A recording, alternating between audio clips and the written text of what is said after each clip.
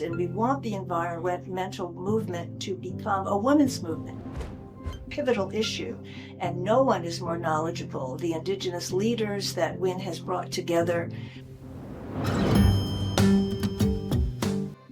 Women's Intercultural Network has long been interested in the rural women of California to begin with, and their special interests that have to do with poverty and violence.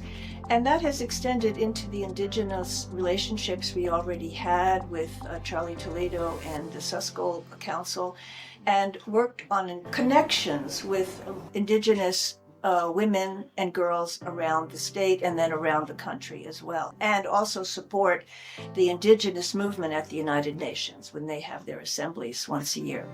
And so from that has morphed into a wider concern of how the rights of women and their well-being are impacted by climate change and other social inequities that result from climate change, environmental crises around the world. So whether that includes famine, poverty, family destruction, refugee status, all of that is impacted through the environmental movement, and we want the environmental movement to become a women's movement, or that's part of women's issues have to deal with the environment and other social inequities that occur in a society where women and girls have a great deal of responsibility for caretaking and well-being of a family. And so environmental issues have become connected with our Indigenous efforts lately because we see that as a pivotal issue, and no one is more knowledgeable. The Indigenous leaders that WIN has brought together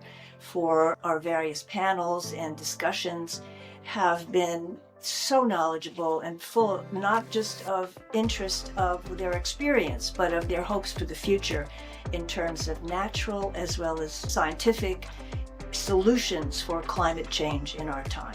And so we feel that's a women's rights issue as well.